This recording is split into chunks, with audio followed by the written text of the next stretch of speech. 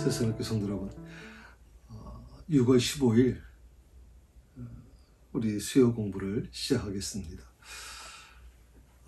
참 출애굽기서 3장을 공부하면서 제 마음도 좀 두근두근거립니다.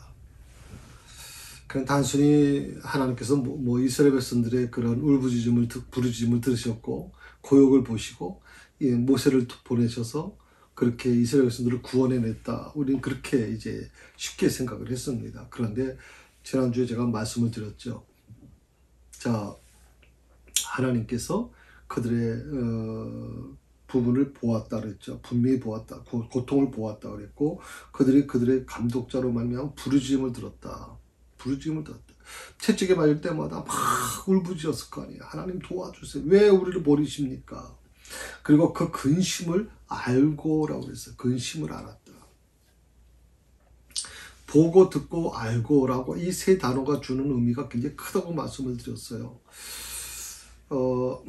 특히 마지막에 제가 알고라고 하는 이 알다라고 하는 단어가 이제 야다라는 히브리어에서 야다라는 말을 쓴다 이렇게 해서 야다라는 말은 체험한다, 관찰한다, 이런 뜻이 있거든요. 그러니까 관찰한다, 주의한다, 깨닫는다 이런 건 다 물론 중요한 말이지만 쉽게 이걸 한마디로 표현하면 이제 체험한다는 뜻이에요. 체험. 몸으로 느낀다는 거예요. 그러니까 하나님께서 그들의 근심을 느끼셨다는 거예요. 체험하셨다는 거거든요.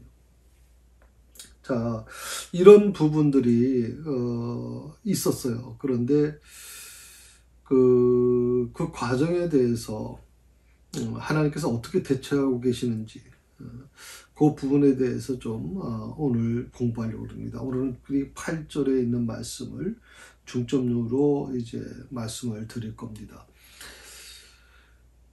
지난주에 이제 7절, 8절에 있는 말씀을 같이 나눴는데 오늘 8절입니다. 같이 읽어볼까요?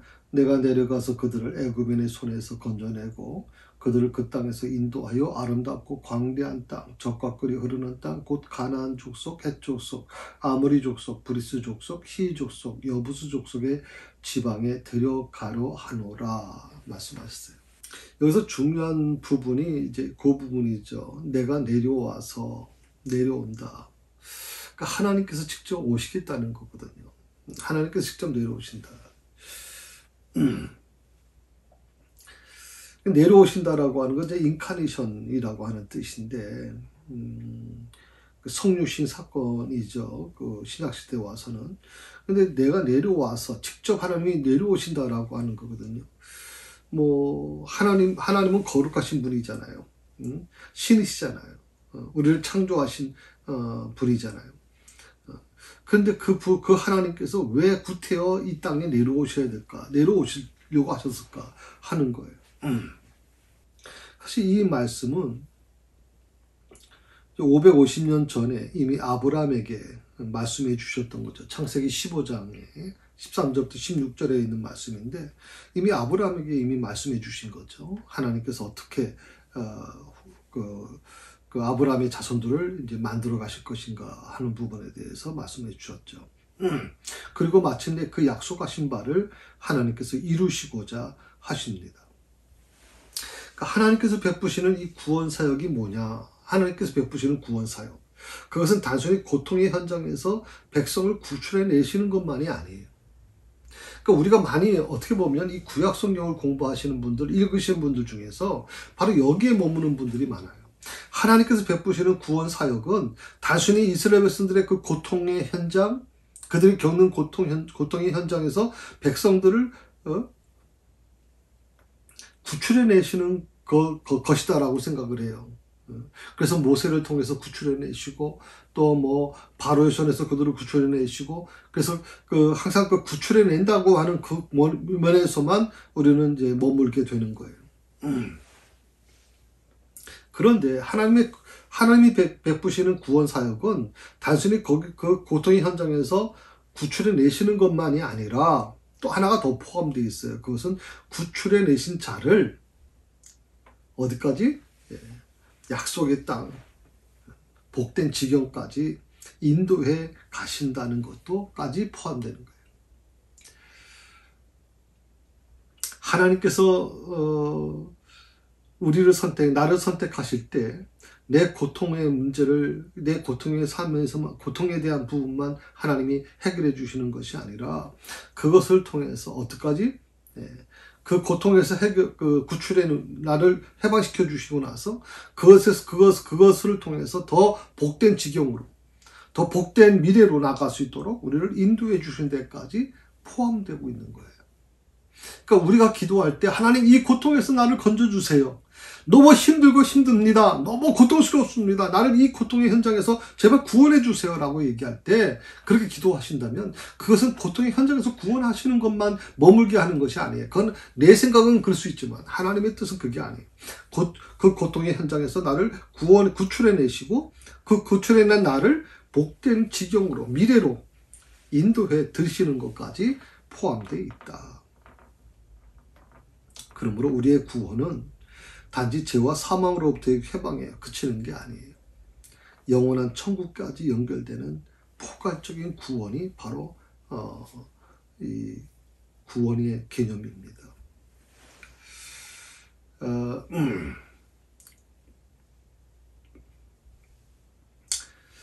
그래서 여러분 교재에 보게 되면 내가 내려와서 그들을 애굽의 손에서 건져내고라고 하는 두 번째 그 교재 나와 있죠. 예. 그 두 번째를 지금 우리가 공부를 한 거예요. 그러니까 우리의 구원이라는 것은 단순히 죄와 사망으로부터의 해방에 그치는 것이 아니라 영원한 천국까지 연결되는 구원이다. 영원한 천국까지 구원되는 것. 우리의 믿음이 단지 죄와 사망으로서 해방되는 것으로 멈추면 안 돼요. 물론 우리가 예수 그리스도를 믿고 또 그분의 자녀가 됐을 때 우리의 구원은 정말 죄에서부터 우리를 구원해고 죽음이라는 것으로부터 우리를 구원해내겠지만 해방을 시켜주지만 거기서 끝나면 무슨 의미가 있겠습니까? 그 구원이 어디까지? 하나님의 나라 영원한 천국까지 연결되는 구원이 되어야 되죠. 천국까지 연결되는 구원.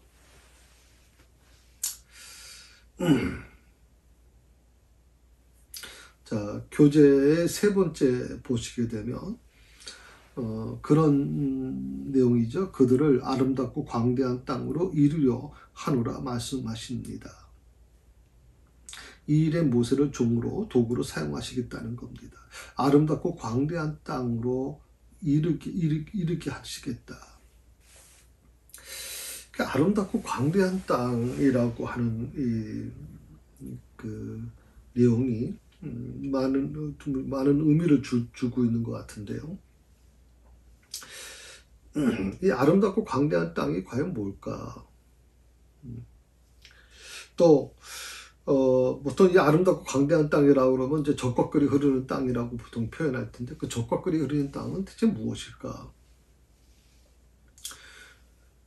그리고 이 적과꿀이 흐르는 땅은 이미 가나안 7족, 7족속이 점령하고 있는 땅이거든요. 그러면 가나안 7족이 점령하고 있는 이 땅은 과연 무엇일까 하는 거예요. 그러니까 이스라엘 백성들이 그냥 아무것도 없는, 그러니까 하나님께서 이스라엘 백성들에게 옥토를 제공해 주셔서 적과꿀이 흐르는 땅을 주셨다 그러니까 가서 마음껏 그 땅을 그냥 정착해서 그 농사 짓고 뭐 이렇게 양을 잘 키우고 적과꿀이 흐르는 땅이니까 얼마나 좋겠습니까? 그런데 이 아름답고 광대한 땅은요, 거저 가면 다 얻어지는 게 아니었단 말이죠. 거기는 이미 7 가나안 족속들이 이미 다 차지하고 있는 곳이란 말이죠. 그러면 아름답고 광대한 땅을 얻기 위해서, 그 적과꿀이 흐르는 땅을 얻기 위해서, 그 땅을 들어가기 위해서는 어떻게 해요? 결국에는 가나안 7족과 싸울 수밖에 없는 거예요. 그들을 무찌르고 들어가서 그 땅을 차지할 수밖에 없는 거거든요. 여기서 우리는 굉장히 중요한 부분을 지금 알게 돼요. 조금 나중에 말씀을 드립니다만은 하나님께서 우리에게 복 주시길 원해요. 우리에게 정말 적과꿀이 흐르는 땅으로 우리를 인도해 주시길 원해요. 우리 미래를, 우리의 자녀들을 그렇게 만들어 주실 거예요. 저는 그렇게 믿어요. 네. 여러분의 가정을 하나님이 적과꿀이 흐르는 땅으로 만들어 가실 거예요. 늘 새벽마다 제가 기도하면서 우리 성도들을 위해서 기도하면서 그 기도를 해요. 하나님 적과꿀이 흐르는 땅이 되게 해 주십시오. 저들의 자녀들이 아름답고 광대한 땅을 차지하게 해 주시옵소서. 그런데 그것은요, 내가 노력하지도 않고 얻어지는 땅이 아니에요. 그 땅은요, 내가 목숨을 걸고 싸워서 쟁취해야 되는 땅이에요. 그렇죠. 우리가 좀 볼 때 이해가 잘 안 되죠. 그러면 뭐하러 해? 뭐하러 뭐 하나님이 주신 땅이라 그러는 거야, 대체? 아니, 이미 일곱 족속이 다 차지하고 있는 땅은 무슨 뭐 적각거리는 땅이고, 아름답고 광대한 땅이고, 그러면 그 땅을 차지하라고 말씀하셨는데, 이미 차지하려면 어떻게 돼요? 이스라엘 백성들은 제대로 된 준비조차 잘 안 돼 있잖아요. 그런데 그 가나안 땅은요, 농업을 중심으로 해서 굉장히 발전돼 있어요. 철기 문화가 이미 정착돼 가지고 아주 철병거를 갖고 있고, 뭐 무기도 철로 만드는 아주 최고의 무장들이거든요. 군대란 말이에요. 요즘 말로 하게 되면 전차 아시잖아요. 일곱 족속들이 갖고 있는 것이 전차 아닙니까? 물론 그때는 사람이 모는 전차였죠. 말이. 우리 요즘에 갖고 있는 전차와 같은 거예요. 그럼 우리가 6.25 때 전차가 없어가지고, 그러면 맨몸으로 싸워야 됐잖아요. 얼마나 무서웠겠습니까? 무섭습니까? 상대가 안 되는 거죠.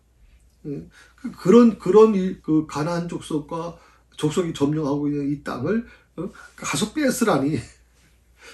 이게 도저히 상식적으로 이해가 잘 안 되는 거죠.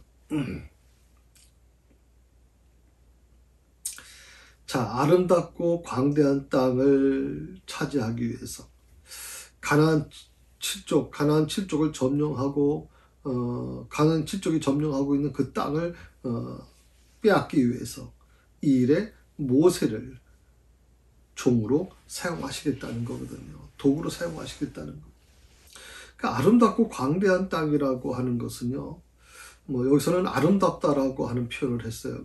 비옥하여 사람과 짐승이 살기에 매우 적합하다는 뜻이 있고요.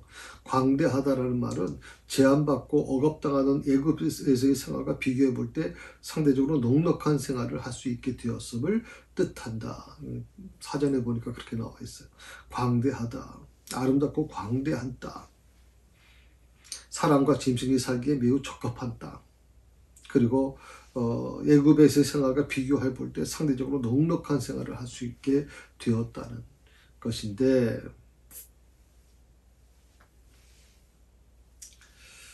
또 그 옆에 보게 되면 이제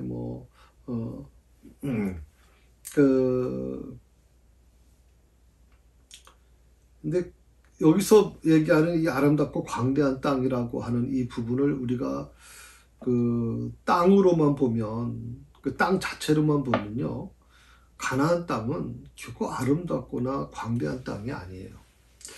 요즘 우리나라, 이 아시아권에서 특히 우리나라가 굉장히 사람들의 그 생각을 통제하는 게 있어요. 사상이 있어요. 그게 뭘까요? 예, 풍수지리라고 얘기하잖아요. 풍수지리설. 예. 어떤 땅이 있는데 어떤 땅은 굉장히 귀한 땅이고 어떤 건 굉장히 뭐라고 표현할까, 이게 안 좋은 땅이라고 그렇게 얘기를 하잖아요. 그래서 대통령 선거만 됐다 그러면 자기 아버지 산소를 전부 다 옮기잖아요. 좋은 땅으로 옮긴다. 어느 땅에 묘를 쓰면 그렇게 되면 왕이 나오는 그런 땅이다, 이렇게 얘기하는 사람들도 있잖아요. 근데 사실 아름답고 광대한 땅이다라고 이렇게 표현을 했어요. 근데 가나안 땅은 정작 어떤 땅이냐? 가나안 땅은요, 그렇게 아름답거나 광대한 땅이 아니에요. 아름답다는 것이 사람과 짐승이 살기에 매우 적합한 땅이다. 또 애굽의 생활을 비교해 볼 때 상대적으로 넉넉한 생활을 할 수 있게 된 그런 땅이다, 이렇게 얘기하는데, 가나안 땅 원래 땅으로만 보면 가나안 땅은 그런 건 아니란 말이죠. 가나안 땅은요, 그 팩트로 보게 되면, 그 사실 내용을 보게 되면 오히려 대부분 산지예요. 그래서 이 가나안 족속들이 산지에 숨어 있었기 때문에 이스라엘 백성들이 그들과 싸워서 이긴다는 게 굉장히 힘들 수밖에 없었거든요. 그 산지가 굉장히 거칠고 굉장히 아주 계곡이 굉장히 깊숙한 곳이 산지라고 그렇게 얘기하거든요. 그리고 메마른 땅이다 그랬어요. 메마른 땅. 비가 와도 스며들고 좀 이렇게 좀 풍요한 땅이 돼야 되는데 이 가나안 땅은 그게 아니에요. 산지고 메마른 땅이에요.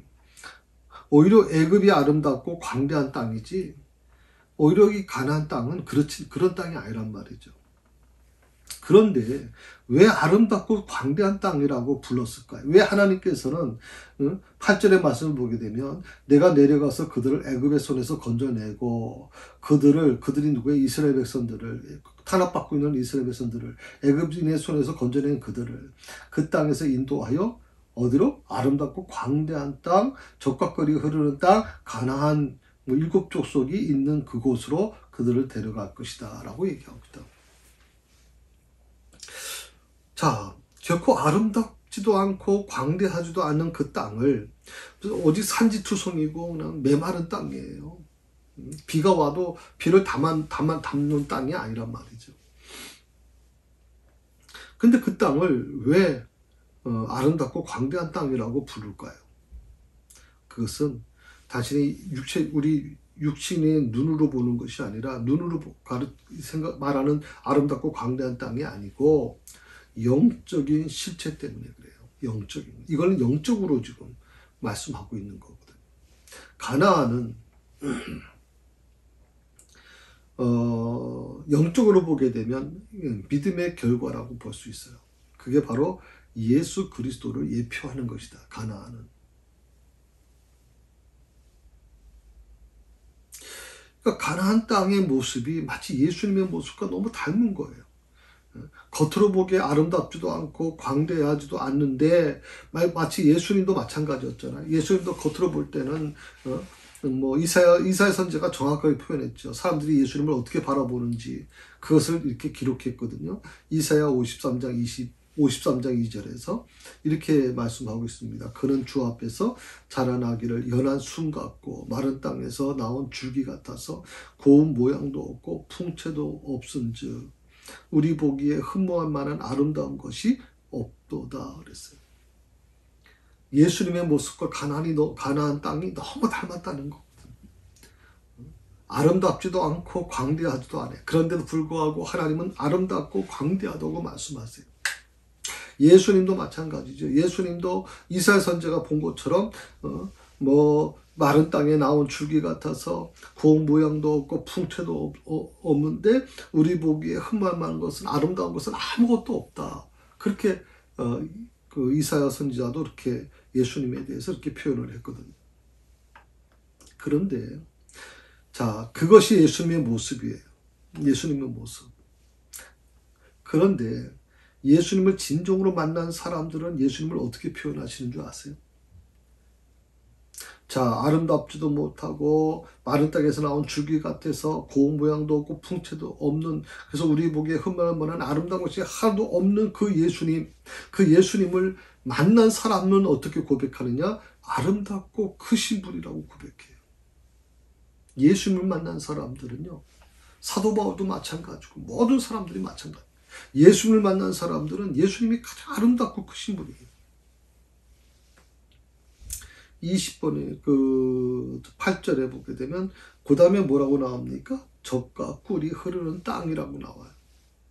이 젖과 꿀이 흐르는 땅은 하나님께서 이스라엘 민족에게 주시기로 약속한 가나안 땅을 가리키는 말인데, 아름답고 광대한 땅, 젖과 꿀이 흐르는 땅, 같은 의미로 이제 표현할 수 있어요. 이 말 속에는요, 토지가 비옥하다, 자연적으로 토지가 비옥하다는 일차적인 의미도 물론 있지만 하나님께서 자기 백성에게 베풀어 주실 은혜의 풍성함과 영원한 구원의 약속이 내포되어 있다, 이렇게 설명하고 있어요. 자기 백성에게 베풀어 주실 은혜의 풍성함과 영원한 구원의 약속, 젖과 꿀이 흐르는 땅. 근데 이것은 이미 아름답고 광대한 땅이라고 하는 이 말 속에서 제가 말씀을 드렸죠. 그 땅은 산지고 메마른 땅이고 물을 머금지 못하는 땅, 그런 땅인데 왜 하필이면 아름답고 광대한 땅이다, 젖과 꿀이 흐르는 땅이라고 하는 표현을 썼을까라고 하는 거예요. 이 젖이라고 하는 것은요, 생존을 위한 인류할 양식을 얘기할 때 젖이라고 표현해요. 젖과 꿀이 흐르는 땅. 젖은 뭐냐면 이 생존을 위한 인류할 양식. 인류할 양식. 그 다음에 꿀은 뭐냐면 만족과 치료를 위한 음식이라고 하는 거거든요. 만족과 치료를 위한 음식. 꿀이라고 하는 게 이제 황산화 기능이 있어서 치료를 위한 음식으로도 쓰여졌죠.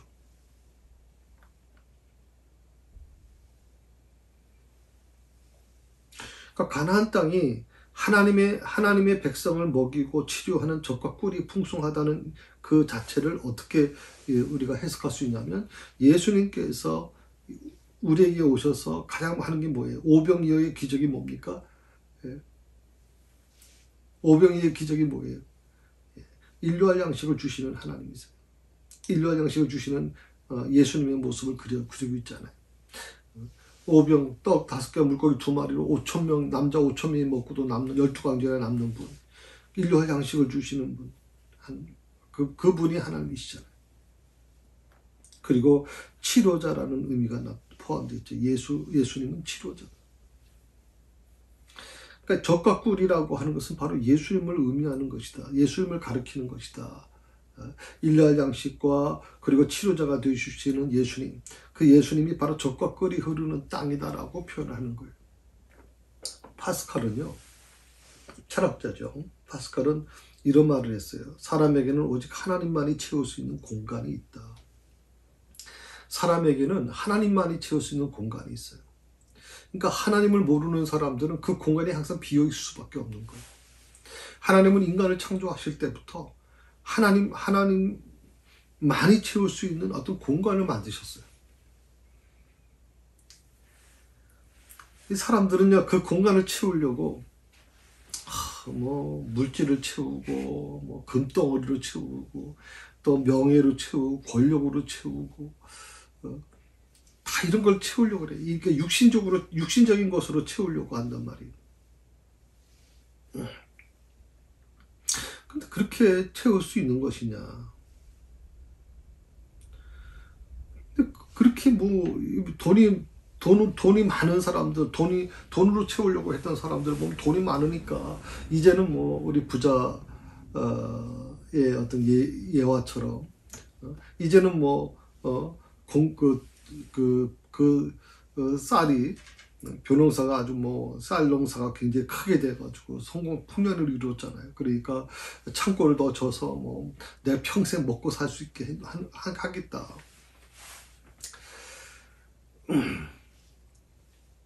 그 풍요가 자신에게는 굉장히 이제는 행복하고 더 이상 필요 없을 거라고 생각을 하잖아요. 그때 예수님께서 뭐라고 그래요? 하나님께서, 아버지께서 그의 영혼을 오늘 밤에 데려가시면 그 남겨진 것이 다 누구의 것이 되겠냐고 묻고 계시잖아요.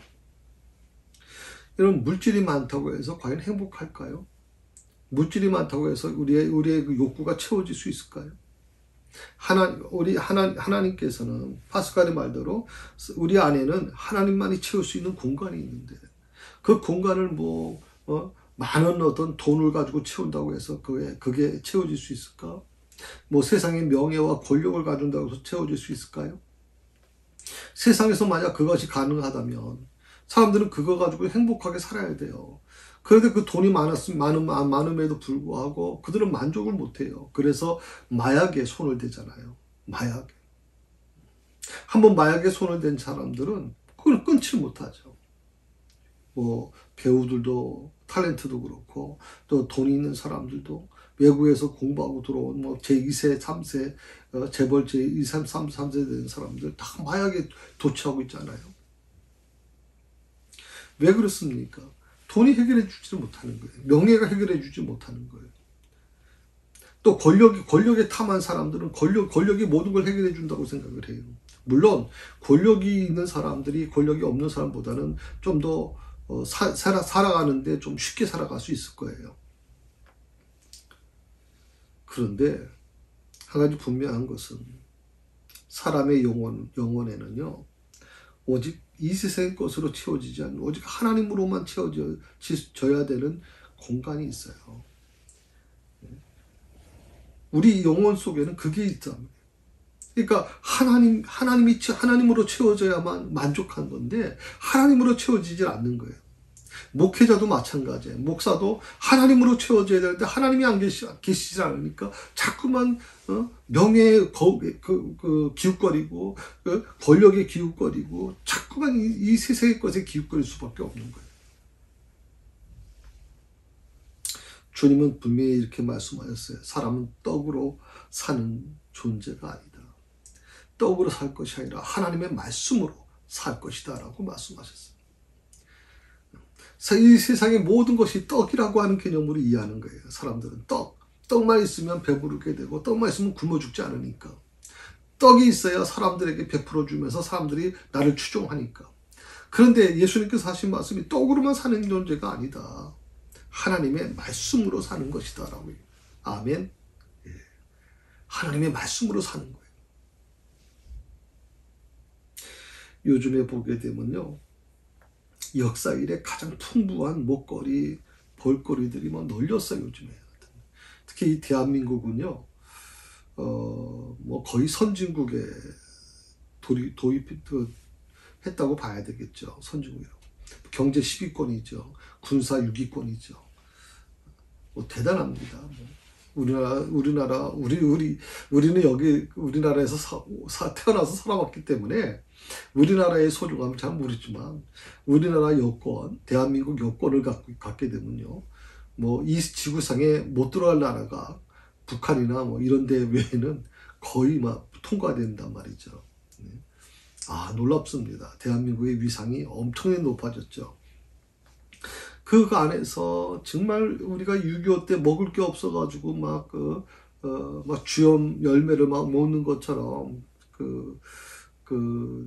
탕자에 비해서 우리도 6.25 때 어떻게 해야 돼요? 정말 뭐 맛있고 안 맛있고 문제가 아니죠. 어떻게든지 살아야 되기 때문에 미군들이 버린 음식을 막 가져다가 만든 게 뭐예요? 바로 그게 바로 부대찌개잖아요. 의정부에서. 의정부 미군 부대에서 흘러나온 것들이 가지고서 만든 것이 바로 부대찌개 아니에요. 우리는 먹고 살아야 되는 게 중요했거든요. 근데 요즘에는요, 먹거리가 남아 돌아요. 먹거리가. 참 놀라울 정도예요.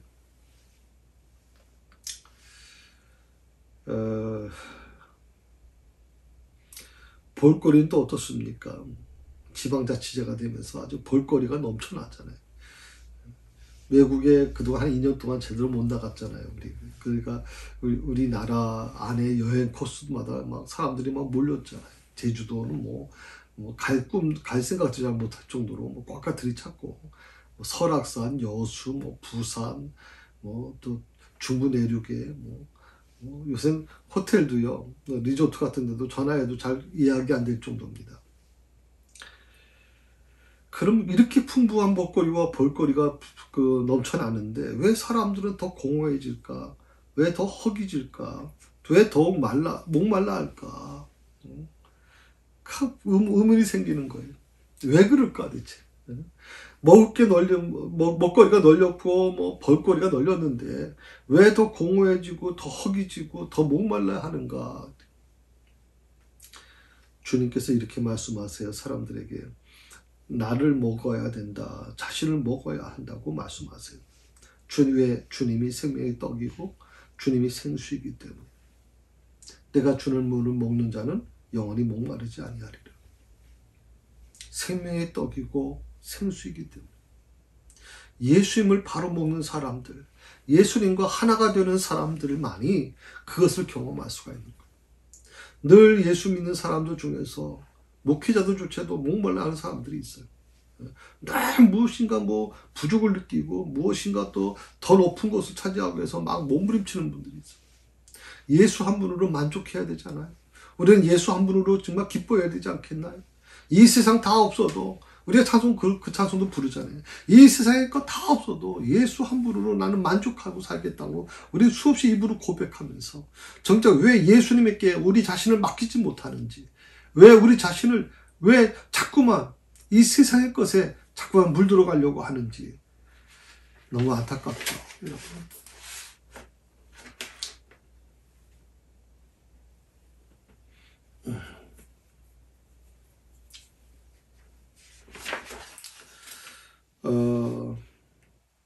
9절의 말씀을 한번 보실까요? 예, 9절의 말씀을 보게 되면 같이 있습니다. 9절입니다. 이제 가라.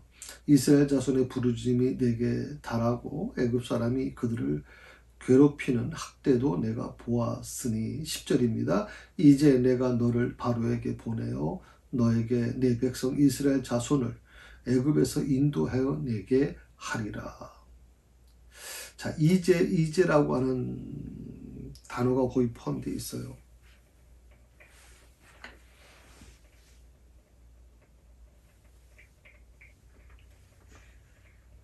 하나님의 직접적인 어떤 개입에 의한 출애굽 역사의 당위성을 얘기할 때 이제라고 해요.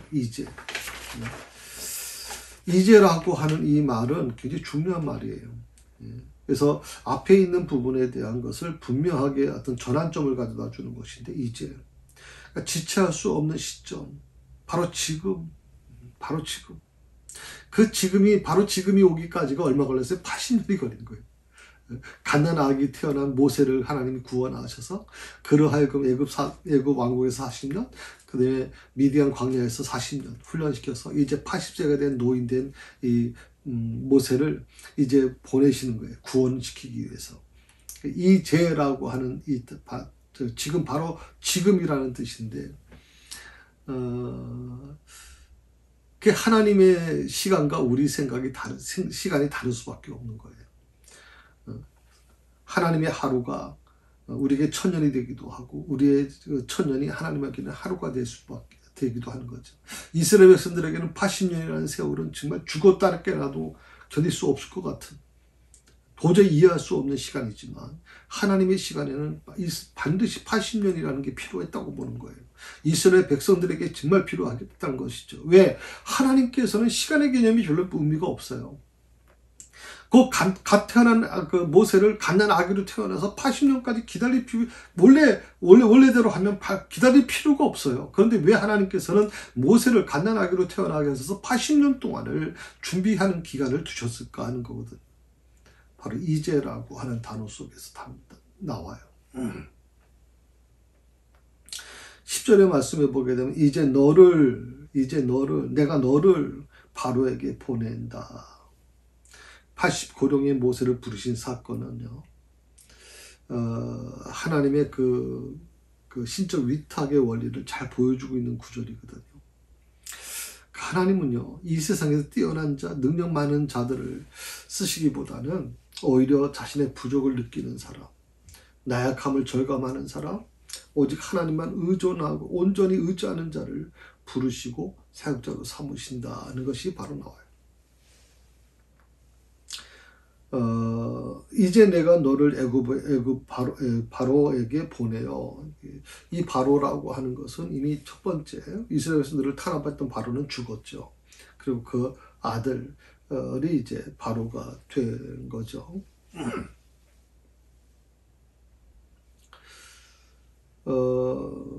여기서 그 11절의 말씀을 보게 되면 이런 말씀이 나와요. 모세가 하나님께 아뢰되 내가 누구이기에 바로에게 가며 이스라엘 자손을 애굽에서 인도해 내리까? 내가 누구간데? 그 하나님의 부르심 앞에 선 이 모세의 솔직한 자기 고백이라고 볼 수 있죠. 내가 누구간데? 근데 이 모세의 이 고백은요, 40년 전에 그 자신이 이스라엘 백성들을 구원하겠다고 했던 2장 14절에 나온 얘기인데, 14절에 보게 되면 그가 이르되 누가 너를 우리를 다스리는 자와 재판자로 삼았느냐? 내가 애굽 사람을 죽인 것처럼 나도 죽이려 하느냐? 모세가 두려워하여 이르되 일이 칼로 되었도다. 이렇게 나오고. 그러니까 40년 전에는 자신이 이스라엘 백성들을 구원자가 되기를 원했어요. 그래서 결국에는 메마른 이스라엘 사람을 구원하다가 결국 애굽 사람을 죽이게 된 것이죠. 그리고 그렇게 미디안 광야로 피난 올 수밖에 없는 이유가 된 거예요. 그런데 지금 40년이 지난 지금은 40년 전의 모습과는 정반대의 모습이에요. 하나님께서 바로 너로 이제 내가 너를 바로에게 보낼 거다라고 말씀하셨을 때 40년 전 같았으면 모세가 그래요. 나밖에 없어요. 하나님. 나밖에 없어요. 잘 선택하셨어요. 이렇게 얘기할 텐데 지금 뭐라고 얘기합니까? 내가 누굽니까? 내가 누굽니까? 내가 어떻게 그런 일을 합니까? 라고 정반대의 모습을 보여주는 거죠. 어떻게 보면 그 자신의 그 모습 속에서 자신의 무능한 이제는 이름도 없는 목자 아닙니까? 네. 40년 동안 완전히 자신의 왕궁에서 왕자로서 살았던 모든 것들을 다 버리고 완전히 목자로서 무명의 목자로서 자신의 무능과 부족을 이제 철저히 인식하고 있다는 것인데 그런 자신이 봤을 때 애굽의 왕은 막강한 힘과 권력을 가지고 있거든요. 그 바로 앞에 설 자신이 자격이 없는 거죠. 그리고 40년 전에 아직 애굽에 대한 아마 정보가 그렇게 많지 않을 겁니다. 지금 미디안 광야의 한 목부가 애굽의 정보를 다 알 수는 없겠죠. 그렇게 본다면 지금 바로의 힘이 강력할 때잖아요. 그리고 자신이 애굽에 가게 되면 당장 자신의 그 위협을 느끼기 때문에 자신을 죽일 수 있다는 것도 알고 있잖아요. 그 권력의 힘이 어떤 것인가를 이미 몸소 체험한 사람이기 때문에 어떻게 보면 그 자신이 어떤 이 무력감과 좌절감 느낄 수밖에 없죠. 그러니까 내가 너를 바로에게 보내겠다. 내가 누굽니까 하나님? 나 40년 전의 모세가 아니에요. 40년 전의 모세는 죽었습니다. 나는 이제 이름도 없는 목자예요. 목부예요. 양이나 치는 사람입니다. 그런 내가 어떻게 막강한 권력을 갖고 있는 저 바로 앞에 내가 설 수 있겠습니까? 저들은 아직도 내 생명을 찾을 텐데. 그런데 하나님은 이런 모세에게 어떻게 말씀하면 내가 너와 함께 동행하겠다 말씀해 주시죠.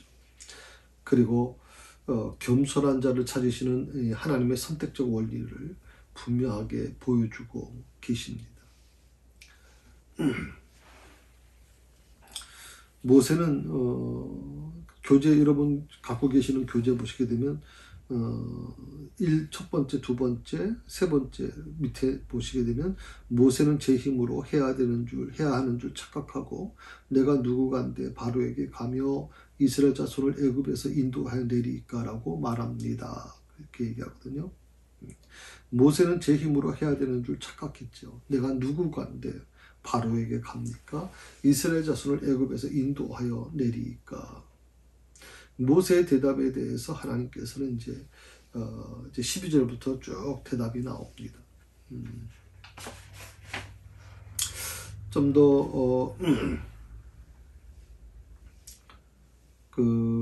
이 10절에 있는 말씀을 가지고 이제라고 하는 11절에서 나오는 이제라고 하는 이제 너를 애굽으로 보낸다 10절에 있는 말씀 바로 그거 가지고 조금 더 설명을 드리면 하나님은 어떤 분이시냐 서두르지 않으신다. 80년의 훈련 기간이 다 지난 후에야 드디어 모세를 애굽 왕 바로에게 보내시는 거거든요. 80년 훈련 기간이 다 지난 후에 물론 지금 다급해요. 이스라엘에서는 죽겠다 그래요. 지금 죽겠다 그래요. 지금 당장 도움을 달라는 거예요. 그런데 하나님은 서두르지 않으세요. 80년의 훈련 기간을 다 지낸 후에야 드디어 모세를 애굽 왕 바로에게 보내시거든요. 이것이 바로 오늘 본문 10절에서 우리가 지금 알게 되었던 이제라는 단어의 시점이거든요.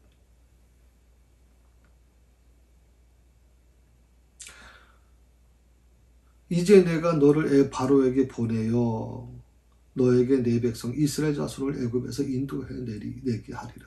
내가 너를 바로에게 보내어 이제 여기서 나오는 이제라고 하는 이 문장은 단어는 그냥 이제가 아니에요. 이제가 아니에요. 80년짜리 이제 80년 이제 바로 지금 이 순간 바로 지금 내가 너를 바로에게 보내요. 이제 바로 지금이라고 하는 것이 이루어지기까지 80년이 지난 거죠. 이제가 아니라 이 80년짜리 이제다. 여기서 우리가 기억해야 될 메시지가 바로 이것입니다. 우리 하나님은요, 사람을 통해 일하세요. 하나님은 혼자 일하시지 않으세요. 사람을 통해 일하십니다. 그런데 우리 하나님은 사람을 통해 일하시되 절대 서둘지 않으신다. 절대 서둘지 않으신다. 아무리 급해도 준비가 안 된 사람은 사용하지 않으신다. 준비가 안 된 사람은 사용하지 않으신다. 아무리 급해도 준비가 안 된 모세를 사용하지 않으세요. 자기 힘만 믿고 자기 지식만 믿고 자기 열정만 믿고 난리치던 모세, 하나님은 그를 쓰지 않으세요. 40년 전.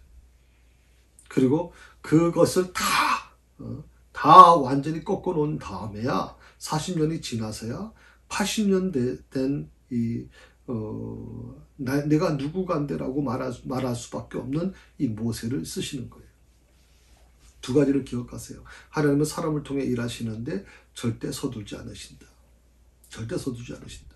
두 번째, 아무리 급해도 준비가 안 된 사람은 사용하지 않으신다. 저희 새사랑교회가 지금 23년째 차입니다. 근데 저희 교회는 교인이 많이 이렇게 있어가지고 개척한 교회가 아닙니다. 서울에서 한 두 가정이 저를 도와줬다가 1년 만에 다시 돌아갔죠. 서울에서 어떻게 여길 다니겠습니까?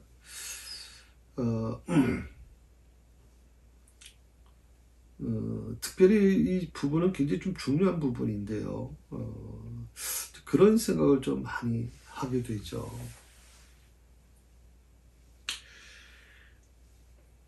만약에 새사랑교회가 준비가 된 사람들 단 20명, 30명만 있었다면 어땠을까?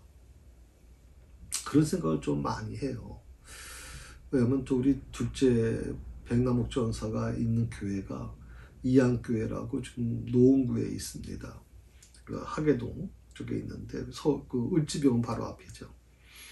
이분은 이제 원래 그 서울여자대학 교수였어요. 그 기독교 윤리학 교수고, 그리고 이제 서울대학 안에 있는 교회 목사님이셨어요.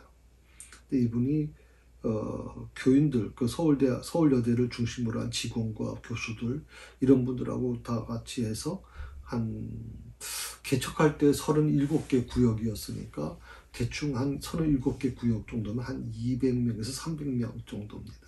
한 300명이라고 생각하면 되죠. 200~300명. 그러니까 건물도 없이 200~300명이 나와서 개척을 한 거예요. 솔직히 저는 그걸 보면서 많이 부러웠어요, 사실은. 새사랑교회는 개척 멤버가 별로 없어요. 여기서 와서 만난 분들이에요. 우리 정미자 권사님, 조판열 집사님, 또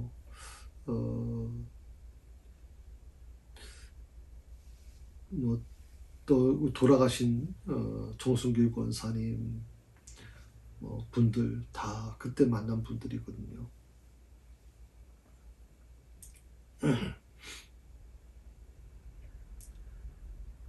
거의 개척하고 한 1년 후에 오신 분들이죠. 개척 해서 그런 보통 한 40~50명만 목사를 믿고 정말 목사와 같은 비전을 가지고 개척했다면 새사랑교회는 지금쯤 아마 굉장히 큰 교회가 돼 있었을 겁니다. 그런데 교인이 없었잖아요. 건물이 먼저 생겼고 교인이 없다 보니까 정말 힘든 일을 많이 겪었어요. 그래서 어떻게 보면 아무리 급해도 준비가 안 된 사람은 사용하면 안 되는데, 너무 교인들은 매주 20~30명씩 막 등록을 하고 막 이러다 보니까 목사 혼자서는 도저히 감당할 수가 없고요. 또 아직 교회 개척한 시작인데 무슨 교육자를 여러 사람 줄 수도 있는 것도 아니고, 그러다 보니까 타 교회, 서울에서 있는 교회 안수 집사님들, 권사님들 이런 분들을 좀 임직을 해서 좀 교회 기초를 쌓으려고 했던 것인데, 준비가 안 된 사람을 쓰다 보니까 굉장히 문제가 많았어요. 굉장히 문제가 많고, 제가 목회하면서 굉장히 아픔을 많이 겪었던 일이 바로 그것 때문에 그래요. 오늘 이 말씀을 보면서 하나님은 서둘지 않으신다는 거, 사람을 통해서 일하시지만 절대 서둘지 않으신다는 거, 그리고 아무리 급해도 준비가 안 된 사람은 사용하지 않으신다는 거, 이 두 가지를 꼭 기억했어야 되는데 저는 좀 부족했습니다. 제가 하나님 앞에 정말 죄송하다고 말씀드리는 게 바로 이 부분이에요. 제가 그렇게 하지 못했어요. 만약 제가 개척하시는 분들이 찾아오신다면 저는 이걸 꼭 말씀드리려고 그래요. 서두르지 말라. 그리고 아무리 급해도 준비가 안 된 사람은 사용하지 마라. 하나님께 쓰임받은 인생 살고 싶으세요? 그렇다면 하나님께서 여러분에게 원하시는 준비를 하셔야 돼요. 하나님께서 원하시는 준비. 저희가 제 아내와 늘 우리 아이들을 키우면서 딱 한 가지 부분이었어요. 그건 뭐냐면 하나님이 쓰시기에 좋게끔 이 아이들을 만들어주는 거. 정말 하나님이 언제 쓰셔도 언제 쓰실 수 있도록 언제든지 쓸 수 있도록 이 아이들에게 그런 기초를 만들어주도록 부모로서 그걸 최선을 다했어요. 그 중에 제일 중요한 게 뭐냐면 믿음의 문제예요. 그 아이들이 교회 안에서 정말 머물기를 원했고 교회 안에서 신앙생활을 하기를 원했습니다. 그래서 부모는 항상 그 아이들에게 기도하는 모습을 보여주고 제가 그 아이들한테 무슨 신앙적인 것을 강조하지는 않았어요. 그렇지만 항상 기도하는 모습, 말씀을 읽는 모습, 또 그 애들과 같이 기도하는 예배 드리는 모습을 보여주려고 했거든요. 또 하나는 뭐냐면 우리 두 아이가 그 하나님이 세계를 품는 아이로 세우신다면 이 아이가 마음껏 주를 위해서 쓸 수 있도록 어학에 대한 부분은 꼭 만들어 줘야 된다 생각을 했어요. 어학에 대한 부분. 그래서 저는 정말 기도 많이 했어요. 우리 아이들은 정말 하나님 어학의 능력을 달라고 기도했어요. 그리고 큰 아이도 둘째 아이도 하나님이 어학의 달란트를 주셔서 또 노력도 많이 했습니다. 그렇게 지금 이루어졌거든요. 큰 아이는 지금 분당 가나안교회 부목사로 지금 있습니다만은 영어 그리고 독일어 그다음 이렇게 한국어 이렇게 세계국어를 하죠. 우리 둘째 남욱전사 같은 경우에는 영어, 독일, 프랑스어, 일어, 그다음에 한국어 4개 국어를 지금 하고 있습니다. 그래서 어디에 쓰시던 간에 하나님께서 마음대로 쓸 수 있도록 그렇게 준비했던 것 같아요.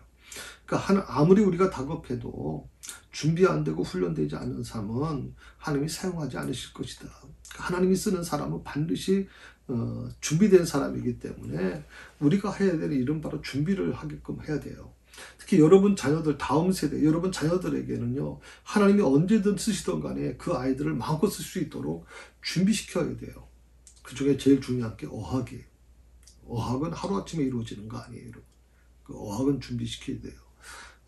또 그 하나님의 여러분 자녀들을 하나님의 뜻 안에서 쓸 수 있도록 그렇게 여러분들이 스스로 신앙적으로 훈련시키셔야 될 거라고 생각이 듭니다.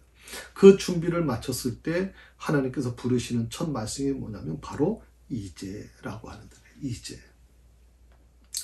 이제 다 모든 걸 갖췄구나. 다 모든 걸 갖췄어. 이제 내가 너를 쓸 것이다. 이제 너를 불러올 것이다. 너를 통해서 하나님의 일을 이루어 갈 것이다 라고 말씀하고 계시는 거예요. 이제 준비를 마쳤으니 쓰시겠다는 거거든요.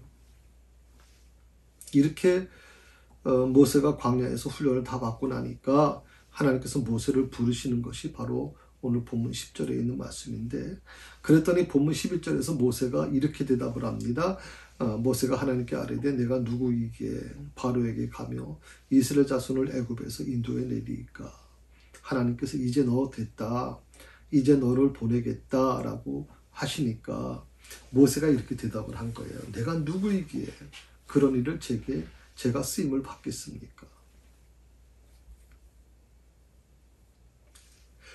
여기서 모세가 내가 누구입니까? 라고 물었으니까 이 질문에 대한 대답은 너는 누구야? 라고 대답을 해야 되지 않겠어요? 너는 누구다. 내가 누굽니까? 라고 물었는데 당연히 너는 누구누구다라고 그렇게 말을 해야 되는데, 근데 오늘 본문 12절의 말씀을 보게 되면요, 하나님이 이렇게 말씀하세요. 내가 반드시 너와 함께 있으리라. 내가 그 백성을 애굽에서 인도해낸 후에 너희가 이 신에 한해서 하나님을 섬기리니 이것이 내가 너를 보낸 증거리라. 이 말이 무슨 의미일까요? 하나님께서 문법을 모르시는 분이 아니잖아요. 내가 누굽니까? 라고 하는 물음이면 너는 누구누구야? 라고 대답을 해 주셔야 되는데, 근데 예수님 하나님의 대답은 정 엉뚱한 거예요. 전혀 다르게 대답을 해요.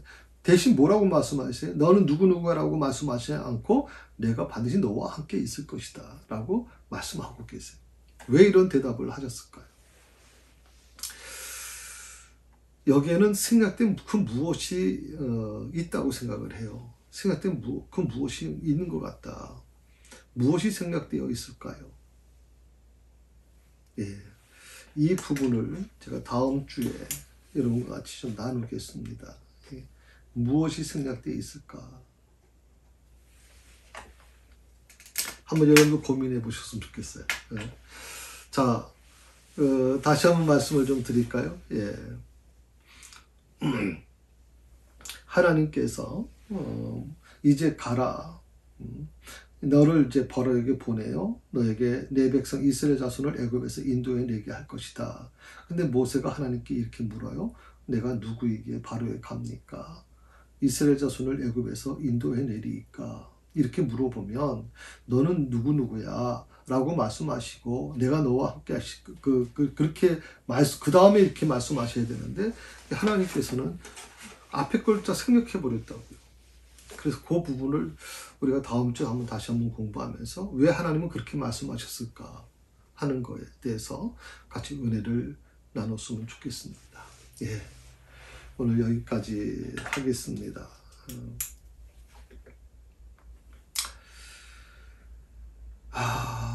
좀 다음번 한 번 더 해야 될 것 같아요. 그래서